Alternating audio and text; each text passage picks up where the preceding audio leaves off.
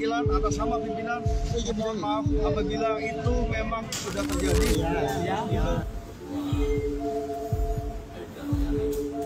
Ya, saya Ahmad Sofyan, Ketua Program Studi Ilmu Hukum Universitas Bina Nusantara. Selama ini saya mengajar mata kuliah Hukum Pidana, Hukum Acara Pidana, dan Tindak Pidana Bisnis dan Korporasi. Oke, baik Pak. Belum lama ini kan memang terjadi demonstrasi besar-besaran ya Pak di Indonesia. Nah, dalam demonstrasi ini ada tragedi yang terjadi di mana Ya. seorang ojek online yang memang masuk di kalangan masyarakat itu justru dilindas oleh aparat. Nah, terkait ini pandangan Bapak seperti apa? Apakah memang hukum di negara kita itu kondisinya semakin melemah ya Pak? Karena penegak hukum sendiri posisinya justru melindas dibandingkan untuk mengamankan masyarakat gitu Pak. Seperti apa? Ya, jadi kita harus melihat akar masalah ya. Kenapa abang-abang ojek online ini melakukan protes? Kenapa mahasiswa melakukan protes? Kenapa lapisan masyarakat melakukan protes? Ini tak dilepas dari akar masalah yang utama, yaitu kenaikan yang fantastis terhadap tunjangan perumahan kepada anggota DPR sebesar 50 juta per bulan, tunjangan beras 12 juta per bulan, tunjangan komunikasi sekian juta, tunjangan untuk biaya rapat sekian, tunjangan reses sekian, dan di total menurut ahli hukum ekonomi, pakar ekonomi menyatakan bahwa tidak sekurang-kurangnya anggota dewan itu take home pay-nya minimal 150 juta per bulan. Nah, inilah yang menjadi akar masalah sehingga muncul demonstrasi besar-besaran dan penanganannya pun tidak profesional. Jadi cara-cara militeristik dilakukan oleh pihak kepolisian, terutama dari pasukan elit kepolisian yaitu Brigade Mobil. Mulai ada penangkapan terhadap sejumlah demonstran, penangkapan terhadap sejumlah anak-anak, ya, kemudian juga pemukulan terhadap demonstran, ya, penganiayaan terhadap demonstran, dan terakhir ini yang miris ya, seorang tukang ojek online, Bang Afan almarhum, dilindas ya, ini bukan terlindas tapi dilindas Betul Pak. oleh sebuah mobil Barakada ya, yang lapis baja yang dibeli dari uang pajak ya, uang rakyat, termasuk juga pajak dari Bang Ojol ini ya, yang Betul. setiap bulan dia harus atau setiap tahun dia harus bayarkan ke perusahaan Goto, lalu Goto menyetorkan pada negara, dan ternyata mobil tersebut melindas ya seorang rakyat jelata masih berusia 21 tahun, menjadi tulang punggung keluarga untuk kehidupan adik-adiknya dan juga orang tuanya yang bekerja serabutan.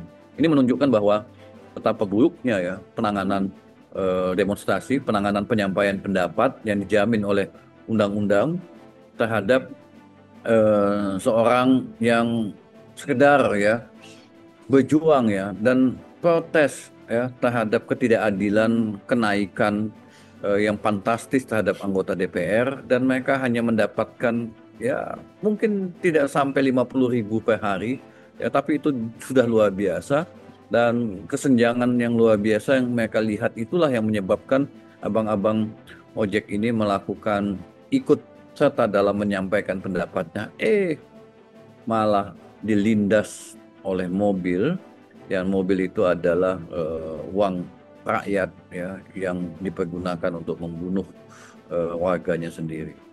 Oke, dari jawaban Bapak, apakah memang sudah waktunya ya Pak bahwa hukum kita itu harus direformasi? Apakah hanya hukum kita aja yang direformasi, atau dalam hal ini memang penegak hukum itu sendiri juga sudah harus Pak kita regenerasi gitu? Ya, menurut saya perbuatan ini kan terang benderang ya dilakukan oleh pihak kepolisian, oleh pasukan elit kepolisian, Brigade Mobil itu atau Brimob. Jadi saya melihat bahwa proses rekrutmen dan pendidikan kepada anggota kepolisian yang ada di Brimob ini perlu direformasi ya. Ada ada kegalauan ya di kalangan masyarakat. Setiap demonstrasi, para BRIMOB ini melakukan kekerasan. Dalam bahasa internasional sebetulnya ini bukan kekerasan, tetapi melakukan penganiayaan, bahkan pembunuhan terhadap satu orang demonstran yang kebetulan ikut serta menyuarakan pendapatnya. Jadi pendidikan di BRIMOB ini masih mengandalkan model-model pendidikan militeristik. Kalau saya sebagai dosen ya, jadi ketika kita mendidik mahasiswa, itu bagaimana menanamkan nilai-nilai, menanamkan etika, menanamkan bagaimana menghormatin orang lain. Saya melihat pendidikan di BRIMOB ini tidak seperti itu. Ketika mereka menanganin rakyatnya sendiri, itu dianggap sebagai musuh. Iya. Ya, kalau bisa dipukul, dipentung, ditendang, ya mereka lakukan. Jadi menganggap bahwa rakyat itu sebagai musuhnya dan mereka adalah sebagai orang yang harus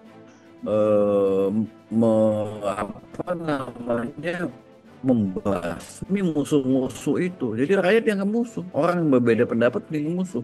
Nah, ini menunjukkan bahwa pendidikan berseberangan dengan pemerintah sebagai musuh negara sehingga wajib untuk ditindas, dianiaya, dibasmi. Jadi saya melihat bahwa model edukasi yang ada di pusat pendidikan Brigade Mobil ini memang harus dilakukan perubahan secara besar-besaran. Proses rekrutmennya bagaimana juga jangan sampai proses rekrutmen ini dilakukan dengan cara-cara yang ilegal. Ya. Ada titipan orang dalam gitu ya, kali ada ya, titipan orang dalam ya. Kemudian sehingga kita mendapatkan input yang sehingga setiap demonstran selalu ada jadi korban. Dan kali ini kita bisa lihat ya, almarhum Apan. Di Apan ini kalau kita lihat bagaimana perbuatan yang dilakukan oleh Brigade Mobil ya, yang berkaitan dengan pendidikan. Paling tidak ada beberapa perbuatan yang nyata-nyata melanggar hukum yang dilakukan oleh 7 orang anggota BRIMOB yang ada di dalam mobil tersebut, mobil lapisan baja tersebut atau brigade tersebut. Pertama, dia ngebut ya. Itu yang pertama, ngebut di daerah yang dimana terjadi atau di jalan yang terjadi adanya demonstrasi. Itu yang pertama, pelanggaran. Yang kedua, dia menabrak ya seorang driver ojol yang terjatuh di jalan karena panik dengan adanya demonstrasi yang sedang berhamburan.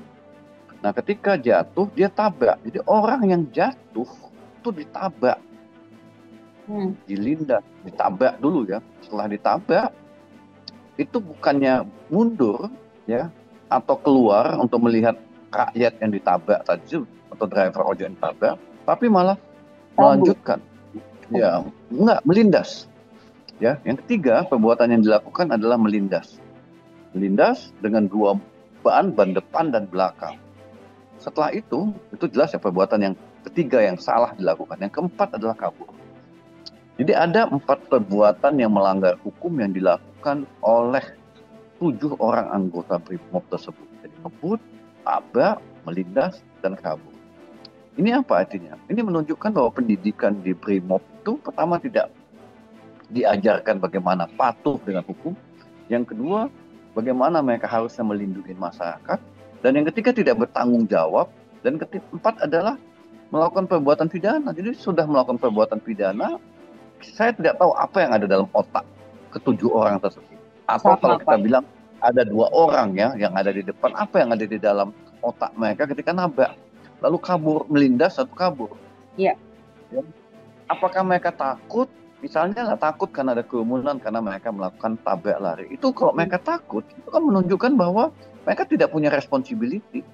Ya mereka harus bertanggung jawab dong ketika mereka sudah nabrak. Jadi bukan malah takut dan kabur. Itu artinya mentalitas selama dididik sebagai anggota BRIMOB itu menunjukkan bahwa ada persoalan kurikulum dan metode pendidikan dan pelatihan yang ada di BRIMOB. Masa ada anggota BRIMOB yang nabrak, tidak berani bertanggung jawab, tidak berani menolong orang yang ditabrak, malah membunuhnya, lalu kabur. Apa coba? Jadi memang ada reformasi besar-besaran terhadap metode pendidikan yang ada di dalam lembaga kepolisian itu. Ini yang baru kita dapat soal BRIMOB. Saya nggak tahu di lembaga pendidikan lain, apakah Sersi, atau jahatan ras, atau narkotika, atau pendidikan-pendidikan yang berkaitan dengan promosi jabatan, ya, kepangkatan. Jadi ini menunjukkan buruknya ya sistem pendidikan yang ada di dalam lembaga pendidikan kepolisian ini, khususnya Brigade Mobil. Oke, baik Pak. Karena tadi Bapak sudah sampaikan bahwa ada 4 pelanggaran yang sudah dilakukan oleh ketujuh orang ini, Pak. Saya ingin tahu lebih jauh, pasal-pasal apa yang bisa dijeratkan ketujuh orang ini, dan seperti yang kita tahu ya Pak ya, ada beberapa kali penggunaan pasal yang rasanya tidak tepat nih. Tapi kan masyarakat dalam hal ini tidak mungkin belum terlalu memahami Pak. Oh, ternyata pasal ini nggak tepat loh untuk diterapkan di kasus ini. Kira-kira Pak, selain pasal-pasal apa yang seharusnya dijeratkan, ada nggak pasal-pasal yang mungkin istilahnya keliru ke depannya untuk dipakai di kasus ini? Ya, karena gini ya, polisian ini tetap tunduk dengan Kitab Undang-Undang Hukum Pidana, beda dengan militer ya. Jadi kalau militer dia tunduk dengan Kitab Undang-Undang Hukum Pidana Militer. Jadi kita coba masuk ke hukum pidana umum, karena mereka tunduk pada hukum pidana umum. Cuman penyidikannya yang dilakukan oleh Propam, ya penyidikannya. Tetapi pasal yang digunakan adalah Kitab Undang-Undang Hukum Pidana yang berlaku saat ini. Jadi kalau saya melihat peristiwa pidana yang terjadi dilakukan oleh 7 anggota BRIMOB ini, ya kalau kita merujuk pada Kitab Undang-Undang Hukum Pidana, pertama bisa pakai pasal 338, pembunuhan, ya itu pembunuhan, bisa 338, pembunuhan biasa ya. Kalau kita mau lebih dalam lagi, tinggal dilihat, kalau itu ancaman pidananya kalau pembunuhan itu 15 tahun. Kemudian yang kedua adalah pembunuhan berencana. Nah, tapi kalau menurut saya pembunuhan berencana itu dari awal memang mereka menargetkan si Afan. Ini kan enggak ya. Jadi enggak tepat juga kita menggunakan 340 pembunuhan berencana. Yang itu ancaman pidananya adalah seumur hidup atau hukuman mati. Ya. Yang ketiga ini adalah penganiayaan berat yang menimbulkan kematian, 354. Ya. Ada 354, jadi penganiayaan berat yang menimbulkan kematian. Ancaman pidananya sama ya, 12 tahun juga. Dan penganiayaan berat yang direncanakan yang menimbulkan kematian juga tidak tepat. Jadi bisa 338 atau 354, Kitab Undang-Undang Hukum Pidana yang bisa dipakai sebagai rujukan untuk ke-7 anggota BRIMOB tersebut. Namun karena mereka adalah anggota kepolisian, ya, maka akan ada pemberatan hukuman bagi mereka. Kalau itu yang melakukan adalah sipil. Jadi pemberatan hukuman itu adalah penambahan sepertiga ya dari pidana pokok. Jadi ya sebetulnya jaksa, asalkan jaksa nanti tegas, tanpa masuk angin, ya, berani menyuarakan kegalauan masyarakat, berani menyuarakan sakitnya masyarakat kecil yang dibunuh dan dibunuh secara keji oleh anggota kepolisian, sehingga jaksa punya hak untuk menambahkan pemberatan hukuman dalam tuntutannya, yaitu sepertiga. Kalau pasal 338 berarti dia bisa menuntut 20 tahun. Ya, 20 tahun menambah sepertiga. Secara tanggung renteng, secara bersama-sama. Jadi anggota kepolisian yang ada di dalam itu, baik supir, di samping supir maupun di belakang, itu dengan ancaman pidana yang sama, yaitu 20 tahun. Di samping itu kan pidana pokoknya. Pidana tambahannya adalah pemecatan. Ya. Ini bagian daripada kewenangan dari bagian kewenangan dari majelis kode etik yang ada di kepolisian yang akan menyidangkan ya pelanggaran etik yang dilakukan oleh 7 anggota kepolisian. Dan ini mereka harus dipecat ya, nggak ada ampun gitu ya, nggak ada tempat di Republik ini orang yang tidak ada alasan lain lagi ya Pak ya? Iya, untuk tidak dipecat ya, dipecat kemudian dipidana sekurang-kurangnya 20 tahun karena melakukan tindak pidana pembunuhan. Nah, dalam konteks HAM ini bisa juga ya, kita sudah meratifikasi yang namanya Konvensi Anti Penyiksaan. Jadi karena yang melakukan perbuatan ini adalah anggota kepolisian, terutama BRIMOB, maka mereka juga bisa dikategorikan telah melakukan penyiksaan terhadap rakyat sipil atau torture. Nah, jadi ini membawa konsekuensi bisa dikucilkan Indonesia di mata internasional karena telah terjadi pelanggaran HAM terhadap masyarakat sipil. Jadi ada tindak pidana yang dilakukan oleh 7 anggota kepolisian ini, dan yang kedua adalah dari perspektif HAM, ke-7 anggota kepolisian ini juga melakukan apa yang disebut dengan penyiksaan ya, terhadap warga sipil. Nah, penyiksaan ini adalah bagian daripada pelanggaran hak asasi manusia. Jadi mereka melakukan kejahatan pidana, mereka juga melakukan pelanggaran hak asasi manusia, mereka juga melanggar kode etik kepolisian sehingga mereka layak untuk diberhentikan. Nah, 3 dimensi hukum inilah yang harus diterapkan secara bersama-sama kepada 7 anggota kepolisian. Namun menurut saya ya tidak cukup hanya itu ya. Jadi dalam hukum pidana militer, karena mereka juga sebetulnya pendidikannya militeristik, ada yang namanya komando responsibility, command responsibility. Nah, komando responsibility itu meletakkan tanggung jawab pada komandannya, sehingga komandan BRIMOB juga harus bertanggung jawab terhadap perbuatan yang dilakukan oleh 7 anggotanya itu. Iya, jadi komandan BRIMOB, Kapolda Metro Jaya, karena mereka ada di bawah Satuan Polda Metro Jaya, karena mereka anggota BRIMOB, maka ada komandannya dan BRIMOB itu Kapolda dan komandan BRIMOB itu juga harus bertanggung jawab atas perbuatan 7, sehingga mereka juga harus diperiksa. Tak apa bisa anggota 7 anggota BRIMOB ini melakukan penyiksaan dan melakukan pembunuhan terhadap warga sipil. Jadi mereka juga nggak bisa lepas badan. Oh, Kapolda bilang, oh akan ditindak secara tegas. Anda juga harus tanggung jawab atas perbuatan anggota Anda, karena itu ada di wilayah hukum Anda. Komandan BRIMOB juga bertanggung jawab. Paling tidak mereka harus melepaskan jabatan. Jadi jangan, oh saya akan menindak. Karena sudah dari awal kekerasan itu sudah terjadi dalam menanganin, ini adalah puncaknya. Jadi kekerasan itu sehingga mereka menganggap teman-teman kami juga melakukan kekerasan, ya. Jadi mereka menganggap ya nggak adil juga kalau hanya mereka yang dipidana.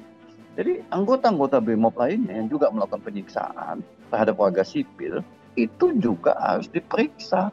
Yang mana demonstran kepalanya benjol, luka, kemudian anak-anak ditangkapi, digundulin, itu juga penyiksaan, itu juga harus diperiksa. Jadi nggak hanya cukup 7. Ya, menurut pandangan saya. Jadi ini sudah sistemik dilakukan, menunjukkan bahwa kepolisian itu perlu dilakukan perubahan secara total ya. Jadi Pak Prabowo itu tidak cukup hanya menangani masalah ini secara apa yang disebut dengan sesaat ya. Jadi penanganan sesaat nggak cukup, tapi ini penanganan secara struktur dan sistematik, supaya penanganan demonstran itu betul-betul dilakukan secara humanis, menghormati hak-hak sipil, menghormati hak asasi manusia, sehingga tidak terjadi lagi kejadian-kejadian penyiksaan dan penganiayaan terhadap orang yang menyuarakan pendapatnya yang dijamin oleh undang-undang. Oke, baik, menarik Pak. Lantas apakah memang negara dalam hal ini sudah melakukan upaya perlindungan ya Pak? Atau salah satu upayanya itu adalah meminta maaf Pak? Karena setelah kejadian itu kita banyak melihat ya video di mana Bapak Kapolri Pak Listio itu mengunjungi keluarga korban dengan meminta maaf. Nah, apakah itu salah satu upaya perlindungan yang ingin ditunjukkan kepolisian atau aparat negara di dalam kasus ini ya Pak? Apakah tepat seperti itu? Ya, ini hanya ingin menenangkan keluarga korban. Yang sebetulnya ya itu memang menjadi kewajiban dia untuk minta maaf, tetapi nggak hanya cukup minta maaf pada keluarga almarhum, tapi juga meminta maaf kepada korban-korban lain yang disiksa oleh anggota BRIMOB. Jadi dia nggak hanya mengunjungi keluarga Afan, tapi juga mengunjungi mahasiswa yang dipukul kepalanya, ditendang perutnya, disiksa, kemudian mengunjungi juga anak-anak orang tuanya yang anak-anaknya ditangkap, yang menyuarakan kepentingan atau menyuarakan pendapatnya, voice of right expression ya, menyampaikan hak untuk menyampaikan ekspresi, menyampaikan suara ya, itu dijamin dengan berbagai dokumen internasional yang sudah kita ratifikasi. Ya. Anak-anak juga boleh menyampaikan pendapatnya. Ketika anak-anak menyampaikan pendapatnya dan ternyata mereka melakukan dengan tanda kutip pelanggaran, itu menunjukkan negara juga gagal. Harusnya ketika anak-anak menyampaikan pandangan, mereka dikawal, keselamatannya dijaga, bukan malah ditangkapin, sehingga mereka bisa menyampaikan itu dengan aman dan nyaman. Jadi anak-anak boleh menyampaikan pendapat, dilindungin. Ya, kita punya konvensi hak anak, udah ratifikasi tahun 36, 1990, sorry, tahun 90 kita ratifikasi konvensi hak anak. Anak boleh menyampaikan pendapatnya, ya. Jadi ketika anak-anak menyampaikan pendapatnya, maka negara dalam hal ini pihak kepolisian menjaga mereka, melindungi mereka. Apa pendapat mereka yang harus didengar oleh negara? Bukan malah ditangkapin dan dijatuhkan pidana, bukan. Jadi permintaan maaf itu menurut saya harus disampaikan kepada seluruh masyarakat yang menjadi korban penyiksaan dan kekerasan dilakukan oleh pihak polisi. Ya, baik Pak. Aku juga ingin menanyakan Pak, apakah ada kemungkinan bahwa kasus ini bisa berujung pada impunitas, pengecualian, atau mungkin kebal hukum atau apapun itu? Apakah ada kemungkinan di sana? Dan jika terjadi, pesan apa yang akan tersampaikan kepada masyarakat? Itu sangat mungkin terjadi. Kemudian juga menutupi ya, tidak transparan dalam penyidikan. Selama ini penyidik itu kalau nangkap pelaku tindak pidana kan dipertontonkan pada publik. Kenapa ini nggak dipertontonkan pada publik? Ya konvensi pers, ya itu aja udah menunjukkan tidak transparan. Harusnya dipertontonkan sama dengan pelaku-pelaku lain. Kalau dia nangkap koruptor, menangkap pelaku narkotika itu dijejer, ya. Lalu mereka para polisi konvensi pers di belakang kami adalah pelakunya, ini barang buktinya. Lah, ini kenapa enggak? Harusnya dijejer biar masyarakat tahu siapa yang menindas. Lengkap kalau bisa dengan baret dan pangkatnya dipertontonkan. Ya. Dari situ aja udah mulai ada kecurigaan, ini kayaknya tidak transparan dalam penanganan perkara ini. Sehingga wajar kalau Bang Ojol itu mengawal kasus ini dan masyarakat seluruh Indonesia mengawal kasus ini. Dan kita nggak percaya lagi sama DPR untuk mengawal kasus ini. Jadi masyarakat langsung yang harus mengawal kasus ini. Oke. Lantas apa Pak yang bisa kita lakukan sebagai masyarakat untuk bisa mengawal atau bahkan bisa mencegah kasus serupa bisa terjadi lagi Pak? Jadi untuk mencegah kasus ini memang reformasi total pendidikan di kepolisian harus dilakukan. Tidak bisa sesaat ya, total. Sersi ada masalah, Brimob ada masalah, ya. Lembaga pendidikannya ada masalah, Direktorat Sumber Daya Manusianya juga ada masalah, di Propam juga ada masalah, ya, masalah. Lalu lintas lagi ada masalah, Polantas juga ada masalah. Jadi kepolisian itu semua divisi-divisinya, direktoratnya punya masalah, sehingga perlu dilakukan reformasi. Ya untuk sementara reformasi itu bagaimana menempatkan mereka 100% sebagai sipil. Ya, ada beberapa negara kepala kepolisian itu tunduk atau ada di bawah menteri. Ini juga sebagai salah satu bagaimana mensipilkan kepolisian itu. Jadi menteri hukum misalnya membawahi Kapolri. Jadi Kapolri itu diangkat oleh menteri hukum. Sehingga mereka tidak bisa lagi seenaknya menjadi alat kekuasaan. Itu satu ya. Yang kedua, mengawal kasus ini ya memang sampai proses putusan di pengadilan. Jadi kita juga mengawal jaksa yang akan ditunjuk untuk menuntut, karena nanti yang dipergunakan adalah jaksa. Karena ini kejadiannya ada di Jakarta Barat ya, TKP-nya berarti Kejari Jakarta Barat atau lokasi di pengadilan negeri Jakarta Barat ya. Jadi jaksa yang di Jakarta Barat ini nanti akan menyidangkan. Tetapi karena ini perkara tingkat nasional, maka harusnya jaksa dari Kejaksaan Agung yang senior yang akan menuntut para terdakwa nanti yang akan disidangkan di pengadilan negeri Jakarta Barat ya. Jadi jangan jaksa-jaksa yang baru diangkat atau jaksa-jaksa muda yang mudah atau gampang mendapatkan tekanan dari pihak polisi.